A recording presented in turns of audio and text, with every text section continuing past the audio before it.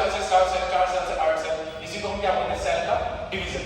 तो cell division होता क्या है, जैसे कि ये एक सेल है, ये एक सेल है, सेल क्या करती है, पहले ग्रोथ करती है, क्या करती है, ग्रोथ, ठीक है।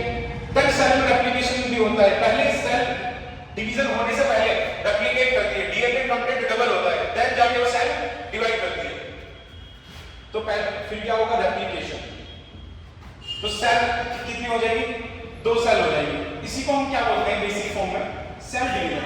ये तो एक बेसिक बात है कि एक सेल से 2 सेल बनने को हम क्या बोलते हैं, सेल डिवीजन। ये तो सेल डिवीजन की बेसिक बात है, सबको पता है, कोई भी क्लास में बच्चा हो उसे सेल डिवीजन के बारे में पता है। एक्चुअल में सेल डिवीजन को हम 2 पार्ट में पढ़ते हैं। सेल डिवीजन को 2 तरह का सेल डिवीजन होता है, एक होता है माइटोसिस से, एक होता है मियोसिस से, ठीक है। माइटोसिस और meiosis, meiosis cell division sexual reproduction के समय होता है, जिसमें एक सेल से 4 सेल बनती है। माइटोसिस से एक सेल से 2 सेल बनती है, ये अंतर है। और सेकंड अंतर ये है, जो माइटोसिस होता है इसमें क्रोमोसोम की संख्या कितनी हो जाती है, सेम रहती है। मियोसिस में क्रोमोसोम की संख्या आधी हो जाती है, जैसे हम यहाँ पे देखते हैं, जैसे एक सेल है, ये एक सेल है, यहाँ पे मैंने इसमें जैसे मान लो 46 क्रोमोसोम है, 46 मैंने इसको सेल को क्या कर दिया, डिवाइड, ये कितनी सेल बन गई, 2, तो यहाँ भी 46 क्रोमोसोम रहेंगे, यहाँ भी 46 क्रोमोसोम रहेंगे, इसलिए हम इसको बोलते हैं, क्रोमोसोम की संख्या क्या रहती है, सेम, क्रोमोसोम नंबर सेम, ठीक है।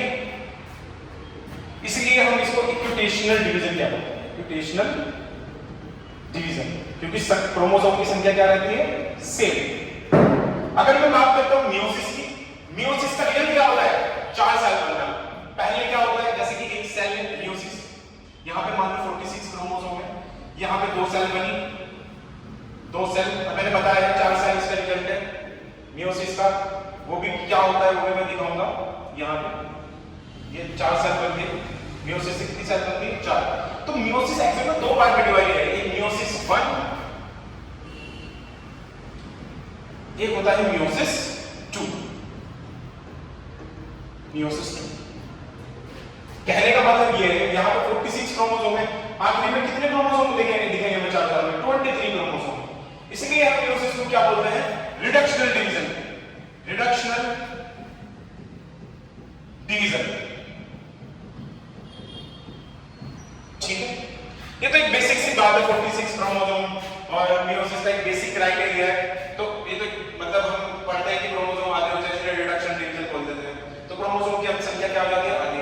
अब थोड़ा सा हम इसको प्रोसेस को देख लेते हैं, एक्चुअली में माइटोसिस है क्या, तो इसी को मैं आगे बढ़ाते हुए बताता हूं माइटोसिस है क्या। जैसे कि ये एक सेल है, ये एक सेल, ये है सेल। अब ये सेल में क्या होगा, इसका ग्रोथ होगा, मैंने बोला था सेल डिवीजन से पहले सेल क्या करेगी, ग्रोथ।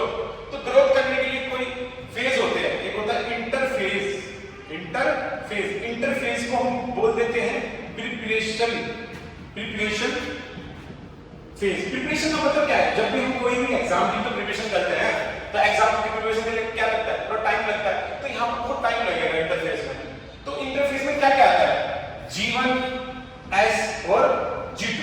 यहाँ पे सेल डिवाइड नहीं करती, यहाँ पे सेल प्रिपेयर होती है, डीएनए रेप्लिकेशन होता है, सेल के साइटोप्लाज्म बनता है, सेल की ग्रोथ होती है, इसलिए हम इसको बोलते हैं प्रिपरेशन फेज। यहाँ पर बिल्कुल प्रिपेयर हो जाती है, किसके लिए, डिवीजन के लिए। तो ये G1 ग्रोथ फेज बोल देते हैं, इसे ग्रोथ फेज 2 बोल देते हैं। और इसमें S में क्या होता है, डीएनए का रेप्लिकेशन होता है, डीएनए रेप्लिकेशन, ठीक है। अब सेल क्या हो गई, पूरी मतलब मैच्योर हो गई। अब सेल क्या हो गई, बड़ी होने जा रही है, सेल थोड़ी बड़ी हो गई, सेल हो गई बड़ी। अब सेल क्या करेगी, सेल में 2 तरह के फेज होते हैं। सबसे पहले सेल का न्यूक्लियर डिवीजन होगा, जिसे हम बोलते हैं karyokinesis, karyokinesis, nuclear division of cell, nuclear division of cell. तो पहले तो न्यूक्लियस ही डिवीजन करेगा, सेल डिवीजन नहीं करेगी। तो न्यूक्लियर डिवीजन हो गया, फिर न्यूक्लियर डिवाइड करके कैरियोकाइनेसिस के बाद जैसे कि सेल है इसका क्या हो गया, न्यूक्लियस डिवाइड हो गया, कैरियोकाइनेसिस होगा। अब क्या होगा, सेल डिवाइड करना चाहेगी, दो सेल बन जाएंगे, इसी को हम बोलते हैं साइटोकाइनेसिस। साइटोकाइनेसिस मतलब होता है division of cytoplasm, division of cytoplasm, division of cytoplasm. तो ये एक बेसिक सा, एक्चुअल में डिवीजन कहां हो रहा है सेल में, कैरियोकाइनेसिस में दिख रहा है एक्चुअल में और साइटोकाइनेसिस में, इसलिए हम इसको बोल देते हैं एम फेज। यहीं पे क्या होगा, डिवीजन होगा सेल का। ये हो गया हमारा इंटरफेस और ये होता है हमारा एम फेज। इसी को मिला के हम बोलते हैं सेल की site, cell cell site.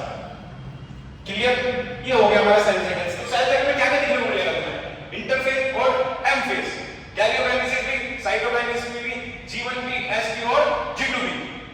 Clear, ये तो हमारा ये है। ये तो माइटोसिस की डायग्राम भी दे रखा है एनसीईआरटी में, जो ऐसे छोटा डायग्राम, अगर मैं उस डायग्राम को बनाऊं, एनसीईआरटी वाले जो डायग्राम मिल रहा है, अगर मैं उसको बनाऊं तो कुछ ऐसा मिलेगा तुम्हें।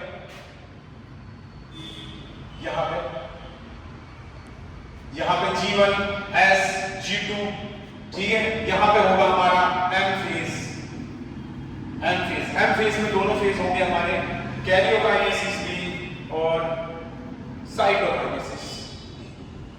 इसको हम बोलते हैं साइटोकाइनेसिस। और मैंने बोला था कैरियोकाइनेसिस में कुछ फेज होते हैं, prophase, metaphase, anaphase and telophase. In phases को पढ़ना होता है, ठीक है। तो हमें क्या पढ़ना है इसके लिए, G1 S G2 M phase, फिर देन हमें साइटोकाइनेसिस पढ़ना है। ये एक बेसिक मैंने बता दिया आपको, यही हमारा माइटोसिस है। जनरली सेल माइटोसिस ही करती है, जनरली सेल माइटोसिस ही करती है।